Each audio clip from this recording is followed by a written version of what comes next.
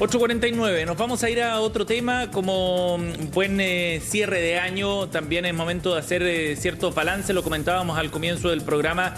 Hay varios indicadores bien interesantes a los que poner ojo. Por ejemplo, lo que ha ocurrido con el precio del dólar, que subió más de 100 pesos durante este año, con una bolsa de comercio a nivel local que cierra el 2024 también en niveles positivos, a pesar de cierta incertidumbre que hubo durante este 2024 en los mercados. Es el tema que queremos analizar a esta hora junto al gerente de inversiones de Fintual, Omar Larrea, está con nosotros. ¿Cómo estás, Omar? Bienvenido.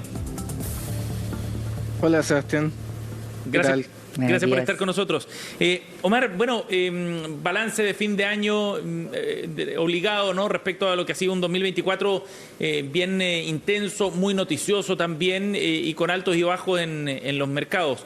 En términos generales, si es que tú no lo enfocas desde el punto de vista de las inversiones, sobre todo del rendimiento de los fondos, ¿cómo evaluarías tú este 2024? ¿Fue un buen año o no? Definitivamente este año 2024 fue bastante bueno. Varios índices globales y los principales índices alrededor del mundo anduvieron bien, estuvieron en números positivos.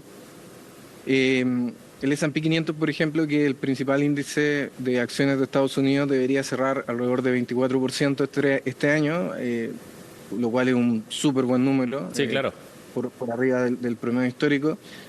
Y cuando uno ve portafolios diversificados entre deuda y acciones, también anduvieron bien. O sea, deberían estar alrededor del 15% arriba, rentando bien. Un portafolio, por ejemplo, 60% acciones, 40% renta fija. Si uno va a la renta fija local, que es, digamos, el activo seguro por excelencia, también anduvo bien. Anduvo en torno al 10, 12%. Por lo tanto, en definitiva, y en casi cualquier clase de activo, este año fue bastante bueno. Ajá. ¿Y a qué se debe ese buen rendimiento de este año, Omar? Principalmente hay mejores condiciones financieras.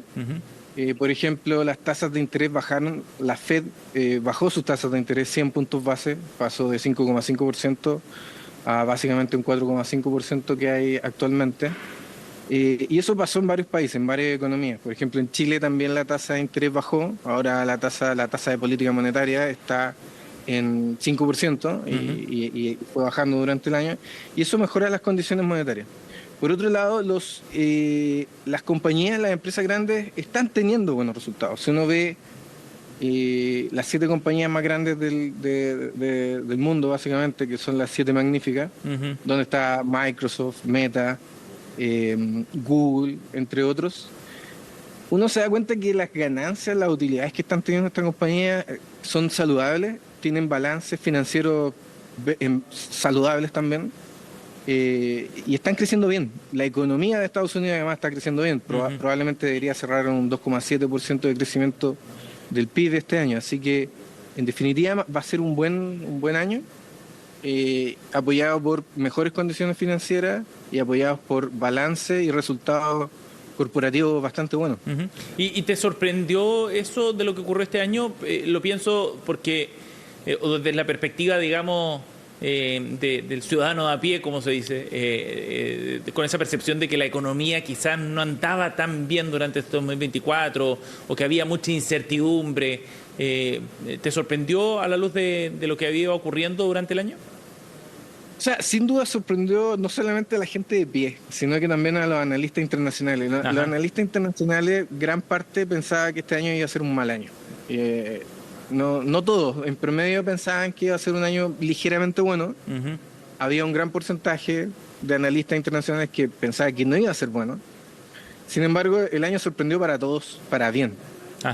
Así que no es solamente una sensación de las personas de a pie, fue también una sorpresa para varios analistas, para varios profesionales, que fue un año mejor a lo esperado. Sí. Eso por el lado internacional. Por el lado local, de todas formas, y pese a que el crecimiento fue positivo, o el crecimiento se espera que sea positivo para el cierre de este año en términos de crecimiento, igual las cifras de crecimiento están en la parte de abajo del intervalo esperado, por ejemplo, por el Banco Central a principios de año. Así que en el aspecto local ha sido bueno, ha sido positivo, estamos creciendo, pero en la parte de abajo, digamos. Sí, sí, claro. Ahora, este tema de las inversiones, que puede parecer un poco lejano, ¿no? Cuando uno habla de ciertos indicadores técnicos, está directamente vinculado a las inversiones más sencillas que puede tener la gente, ¿no? Cuando hablamos de fondos mutuos y productos de ese tipo, digamos. Eso evidentemente que depende de cada una de las inversiones, que hay fondos mutuos específicos que invierten en ciertos instrumentos, por lo tanto no se puede hablar de una regla general. Pero en el balance eso se debería reflejar también en los mecanismos de inversión o instrumentos de inversión de la gente, ¿o no? Totalmente. Lo más común, lo que más se conoce son los multifondos de las AFP. Por ejemplo. Los multifondos, por ejemplo, el más agresivo, que el fondo A, el multifondo A, es el que más se beneficia de los resultados de la renta variable, o sea, de las acciones globales y de los resultados empresariales de estas grandes corporaciones que estábamos hablando hace poco. Así que, como digamos que el ciudadano de a pie debería ver esos beneficios, especialmente en los fondos más riesgosos de los multifondos de la AFP, pero también hay varios resultados, o vemos varios resultados positivos en los fondos mutuos, que son otro vehículo bastante popular. En los fondos mutuos agresivos vamos a ver buenos resultados, pero también en los fondos mutuos de renta fija local, que son muy comunes en la ciudadanía y donde hubo mucho flujo desde los depósitos a plazo que bajaron su tasa, claro. Naturalmente a medida que el Banco Central baja su tasa de política monetaria, eso se transmite a los depósitos a plazo que ofrecen una tasa menor, y la gente se cambió de depósitos a plazo a fondos mutuos de renta fija local, que son fondos mutuos que invierten en bonos por ejemplo, de tesorería del gobierno de Chile, o bonos de empresa denominados en UF o en pesos chilenos, y esos fondos mutuos de renta fija local se anduvieron también bastante bien este año 2024. Ajá. Así que se debería haber reflejado tanto en fondos agresivos, multifondos de la AFP, como también en fondos mutuos agresivos y fondos mutuos de renta fija. Sí. Ahora, Omar, de todas maneras, estas buenas noticias a veces generan la sensación o la tentación incluso de querer invertir rápido en determinados instrumentos, ¿no? Cuando hay un buen resultado, la gente trata de subirse a ese caballo ganador, digamos, durante la marcha. ¿Cómo se proyecta en ese sentido el 2025? ¿Y en qué momento es bueno entrar a determinadas inversiones? ¿Cómo tomar ese tipo de decisiones, Omar? Es una súper buena pregunta porque en general las personas tienden a invertir con el retrovisor. O claro. sea, en el mundo de las inversiones generalmente decimos eso, que las personas invierten con el retrovisor porque miran lo que pasó en el año pasado, los últimos 12 meses, y con eso toman una decisión para lo que van a hacer para el futuro, ¿cierto? Sí. Y en ese sentido podría haber, hay que tener cautela, porque probablemente los resultados del 2025 no van a ser tan buenos como el 2024. O sea, no esperamos que, por ejemplo, el índice S&P 500, que es este principal índice de Estados Unidos, le vaya tan bien el 2025 como le fue este 2024. Ajá. Lo que nosotros esperamos y lo que los analistas en general esperan es algo alrededor del 9%, que es bastante menor al casi 24% que va a cerrar este año. Cierto. Pero en general lo que nosotros recomendamos es que la visión para poder invertir de ahora en adelante no tenga que ver con los resultados del año pasado, sino que tenga que ver con una decisión de tener un portafolio según el nivel de riesgo que una persona puede soportar. Ajá. Y en ese sentido, una persona debería invertir, por ejemplo, en acciones si es que puede tener la capacidad de soportar los movimientos que tienen las acciones. Claro. Así que en definitiva, este año, el 2025, nosotros esperamos que sea un buen año. Las condiciones financieras y las condiciones de las compañías internacionales y los crecimientos de las economías las vemos y las proyectamos positivos, pero con cautela porque probablemente no va a ser un año tan bueno como el 2024. Y en la búsqueda de esas opciones, ¿hay sectores en particular a los que hay que mirar con más atención, por ejemplo, hacia el próximo año? Sectores de la economía me refiero, o países quizás, o mercados nuevos. Definitivamente Estados Unidos va a ser de nuevo, el faro que brilla en todas las economías globales. Estados Unidos no solamente lo está haciendo bien, sino que está creciendo más que el promedio de otras economías desarrolladas. Y además sus compañías están con un impulso natural desde la llegada de la nueva presidencia de Donald Trump.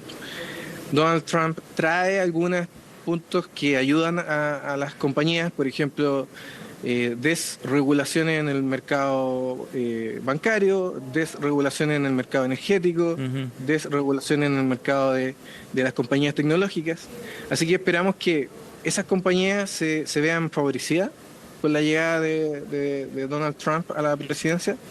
Así que hay que tener un foco, digamos, en Estados Unidos probablemente en el 2025, se va a ver favorecido, y hay que tener un foco en estas compañías o en estos sectores que dije, principalmente energía, financiero y tecnológico, pero obviamente esto no es todo positivo, porque Donald Trump, tal como el año 2018, que fue su primer año en la presidencia, sí, que fue un año bastante volátil, porque comenzó con las guerras comerciales con China, por ejemplo. Sí, claro. Eso no se puede descartar este año. No se puede descartar que Donald Trump, por mucho que haya estas cosas positivas que pueden impulsar los resultados empresariales, va a generar algo de ruido con, por ejemplo, guerra comercial con China, por ejemplo, menores ayuda o menor colaboración con la Unión Europea, o por ejemplo, alza de tarifas con Canadá,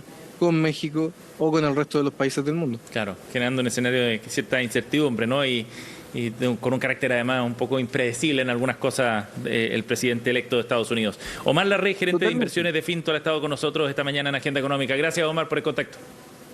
Gracias, Sebastián, por la invitación. Bien.